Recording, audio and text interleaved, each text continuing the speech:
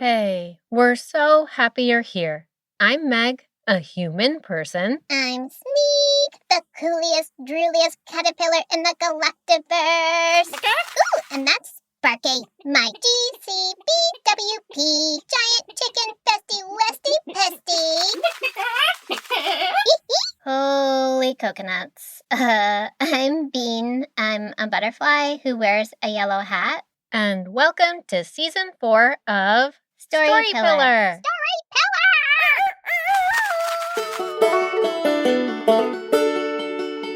I feel a story coming on.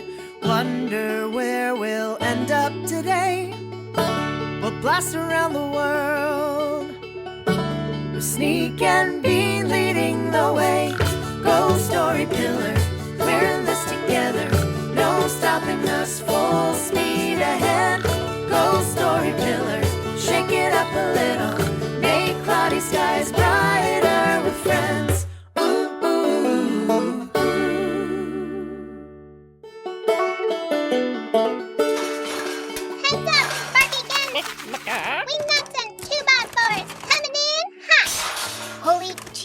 Sneak, you almost took my face off. Whoa. Move it or lose it, sister. This catapult isn't gonna build itself. Catapult? Yes, the Rooney Toonies. Hey, Sparky Shorts. Hit me with the extra boingalicious boingy boinger. Down, boy. Oopsie poopsie. Why exactly are you and Sparky building a ginormous extra boingy catapult in the middle of the studio? Oh, because when Sparkykins was practicing her dance routine for Chicken's Got Talent, some big old meanie faces made fun of her. So now we're building a huge gandamungus catapult to fling them into the farthest corner of the galaxy.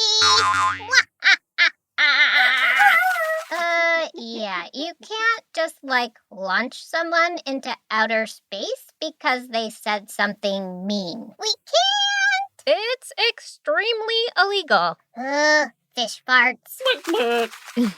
But I do think we have our sticky situation for today. What do you do when you see someone being unkind? Ooh, yippee skippy potato chippy, that means it's story time! Yep.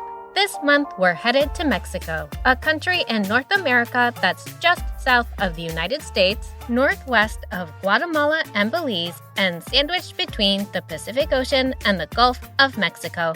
Our story takes place near Monterrey, which is near the Sierra Madre Oriental Mountains. It's an area that's covered in forests, beautiful canyons, and even has underground rivers. Ooh, and it's also along the route the monarch butterflies take on their 3,000-mile or nearly 5-kilometer migration journey each fall.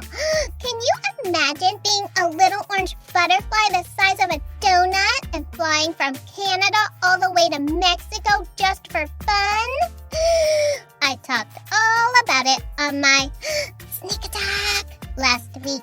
Yep, which you should totally check out if you're interested in more cool facts about Mexico, like how it's the home of Tlachtli, the oldest known ball game that's still played today. Oh, and how Puebla, Mexico has the world's largest pyramid. Move over, Egypt! It's the Great Pyramid of Cholula for the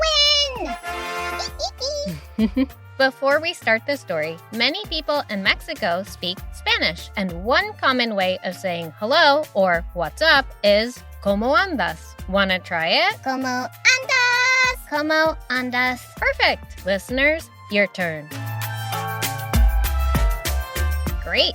Okay, rocket time, Sneak. Buckle your blueberry boogers. And countdown. 3, 2, 1... blast off!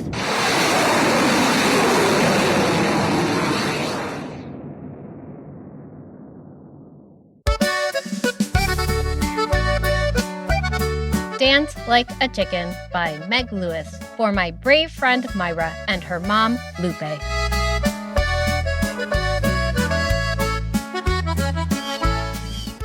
I dare you to touch it.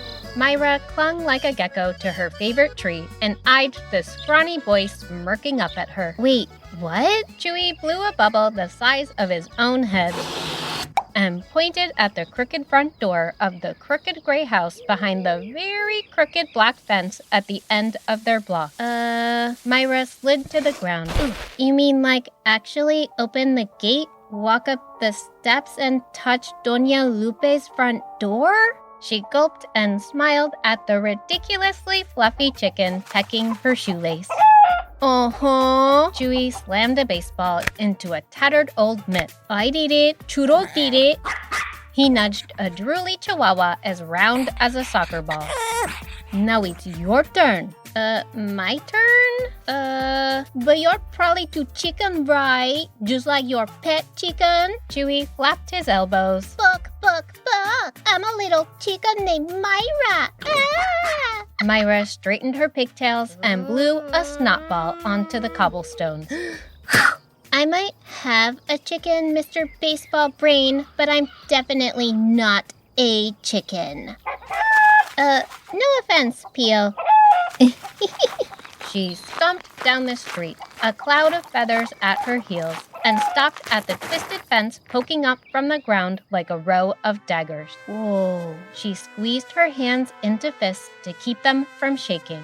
But what about the half snake, half eagle, half giant mutant jaguar with knives for teeth that she keeps as a pet?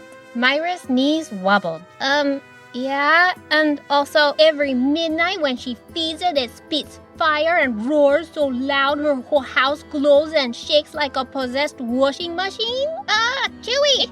Yes, I get it. I know everyone says Doña Lupe is scary and that her monster is super scary and I'll probably be mutant creature kibble the second I set a toenail on her front porch, but... Myra scanned the perfectly still, slightly lopsided house. That's just a story, right? I mean, it can't be true. Maybe not. Chewy slid his eyes up the steps. Only one way to find out. He popped a bubble as loud as gunfire. Unless you're a chicken. Buck. Myra fought the urge to run down the street screaming her head off and instead scowled and wrenched open the gate. I already told you, Chewy, I'm not chicken. If you say so. He plopped down onto the grass and scratched his dog's tummy. Oh, this is gonna be good, Churitos. I should have brought popcorn. Myra rolled her eyes. Okay, here we go. She gave Pio a good luck squeeze and headed up the path.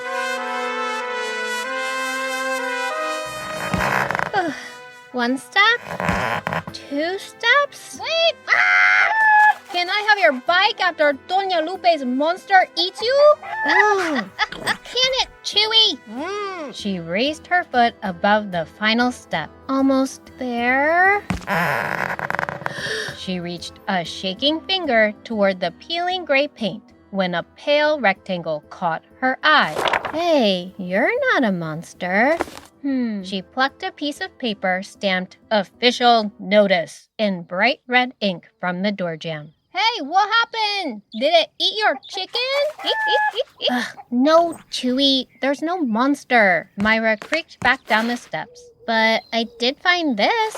She flashed him the sheet. Ooh, is that Doña Lupe's grocery list? Oh, let me guess. Worm eyeballs? Ooh, donkey teeth? Ew, no. Where does your family buy groceries? Myra plopped down next to him. Anyway, it says, Official Notice. The owner of these premises must permanently vacate within 24 hours of receipt? Chewy scrunched his nose. I don't get it. Is Doña Lupe going on vacation? Shh, be quiet, Chewy. Myra smoothed the page out on the grass between them. In violation of Town Ordinances 567, Keeping Dangerous Pets, and 974, Repeated Nightly Disturbance of the Neighborhood Peace? Wait, they're trying to kick Doña Lupe out? She tugged the notice out of Pio's beak and flipped it over. Signed, Don Felipe Aguilar, Doña Elena Lopez. The whole town signed this thing. Chewy slapped his pockets. Wait, I didn't sign it? You got a pen? Chewy, stop it. This isn't fair. Myra scrambled to her feet. Yeah, I know Doña Lupe's mysterious and her house does weird things sometimes, but no one's actually seen her jaguar monster thingy, and it's not like she ever hurt anyone. That we know of. Chewy crossed his fingers and spat 3 times over his left shoulder. Oh, she's not evil. She's just a quiet old lady who picks wildflowers all day and then has really loud, shaky, flashy dance parties every night just for fun? Okay, it's probably not that. It's definitely not that. Chewy reached for his ball and mitts. Come on, Churro. Tia Yuli's got some fresh hot chicharrones with our names on them. Who's a good boy? See ya, chicken girl. Peace. Myra made a face and clenched a fist around the crumpled paper. I'm not chicken, and Doña Lupe's not a monster. She frowned and tapped her chin. And you know what, Piosita? I know exactly how to prove it.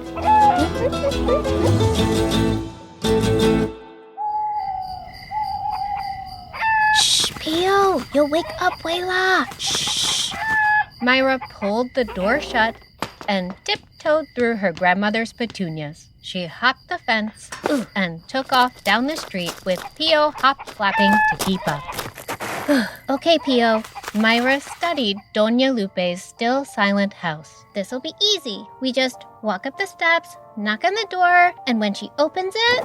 She held up her abuela's favorite spatula and an iron skillet the size of a large pizza. We'll bang on this super loud until everyone comes out and sees that Doña Lupe doesn't have a monster and she won't have to move away. It's a good plan, right? Pio twisted her head to the side and blinked twice. Yeah, I know. It's a terrible plan, but... She stumbled back as something hard and wet smacked into her shoulder. Stop, evil doer! Attack! Myra swung her spatula and connected with something sticky. Ow, chicken girl! Huh? Wait, Chewy, is that you? What are you doing here? Oi! I'm protecting the neighborhood from monsters and evil old ladies. Duh. With a soggy baseball? Well, Churro wanted to carry it, okay? And anyway, it's better than that wet toothbrush you just smacked me with. It's a spatula. Oh, save me from the crazy chicken girl and her scary spatula. Oh, it was all I could find. Anyway, what are you doing here, chicken girl? Me? Well, instead of attacking people with dog drool, I'm here to prove that Doña Lupe isn't a witch and that there's no need to kick her out of her home. A loud whir sliced through Myra's words. What was that? She grabbed Pio and ducked behind a bush as a great thumping ba-boom, ba-boom, ba-boom shook the ground. It's Doña Lupe's monster! Chewy dove behind a trash can as an impossibly bright light streamed from every window and keyhole in Doña Lupe's house. She must be feeding at her magic gemstone flowers. Myra flinched as a screechy wail joined the steady thumps and flashing lights. It's not a monster because monsters don't even exist. Oh, that's gotta be the chains. They're probably made of chicken bones. Shh, Pio. He doesn't know what he's talking about. Here, I'll show you. She took a deep breath and forced her feet to march toward the rumbling, rattling house. Nice knowing you, chicken girl. Chewy saluted. I'll take good care of your bike. Once again. Can it, Chewy? Myra tried not to throw up as she reached the first step. Easy, Pio. easy. Now just one more. Okay. But before she could clear the last step, the hem of her PJs caught on a nail. Her face bounced off Doña Lupe's front door, and Myra landed in a heap with an enormous echoing thud. Ooh. The door creaked open, and a flowered slipper appeared next to Myra's nose. Ah, mis niños. We were hoping you could join us.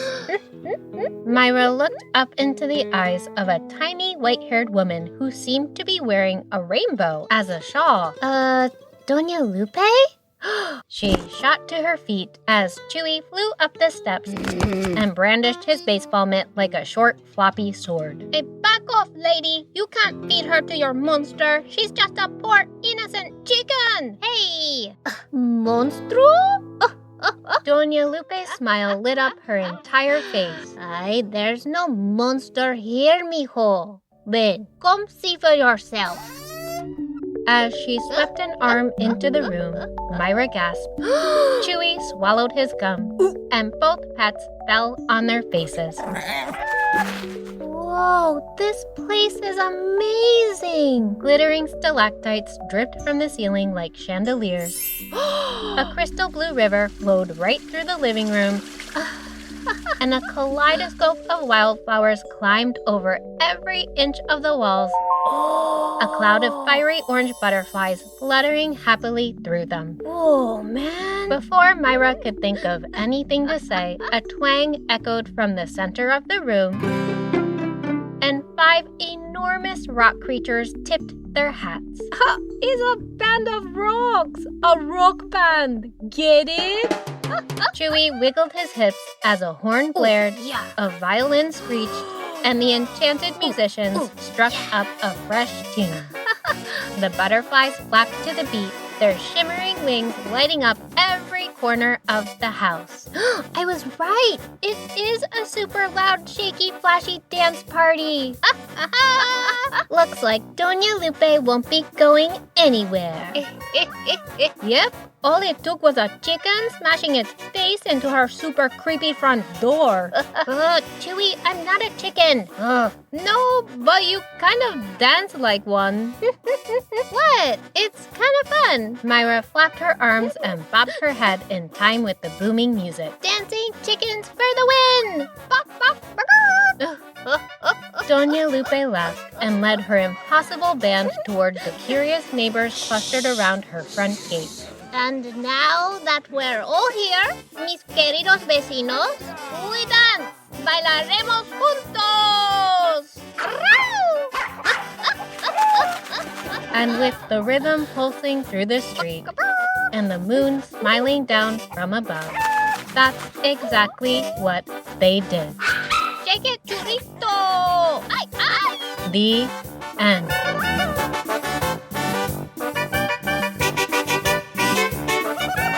So, what did you think? Well, Chicken Shell, Sparkykins would totally win Chicken's Got Talent if Doña Lupe's magical rock band joined her acty-wacty. Andy Wendy, I also liked how brave Myra was when the townspeople tried to kick Doña Lupe out. She was all like, hey, knock it off, you big, giant, meeny-beany weenies. And so, Chicken Toe, the next time someone makes fun of Sparky Warky's chickerific dance moves, we should probably Wally say something like, which translates to, we're not gonna catapult you all the way to Uranus, even though we totally could, but please give Sparky space to do her thing, and we'll give you room to do yours. Okay, Chicken Tray? Peace. That's actually a pretty great unstick trick for when you see someone being unkind. Yep.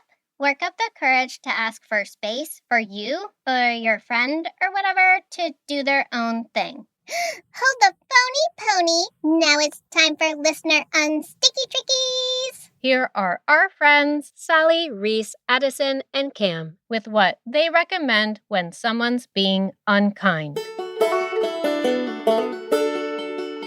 Hi, I'm Sally, and I'm 5 3/4 years old. And this is what I do when I see someone being very unkind.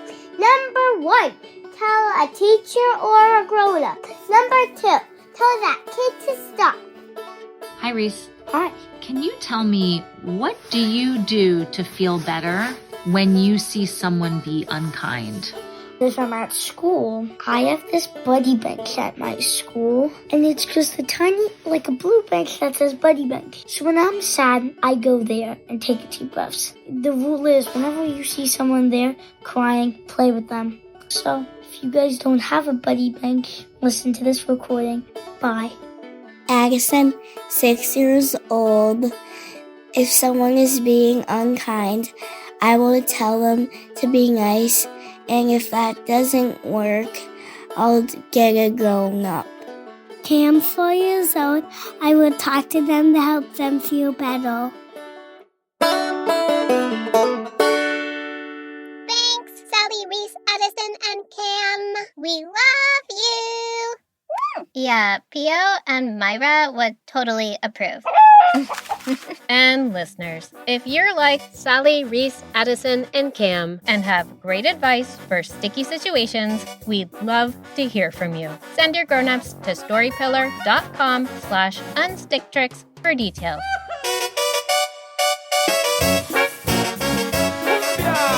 Okie dokie pokey. That's it, Potato Chip. Thanks for joining us for the very first full episode of Story Pillar Season 4.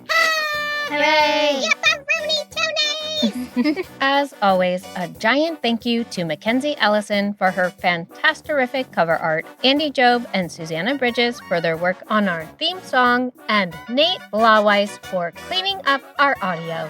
We'll have brand sparkling new sneak attacks, full episodes, and brain breathers for you on the first 3 Mondays of every month. And in the meantime, grown-ups, you can check us out at storypillar.com, follow @storypillar on Instagram, and support us on ko-fi.com/storypillar.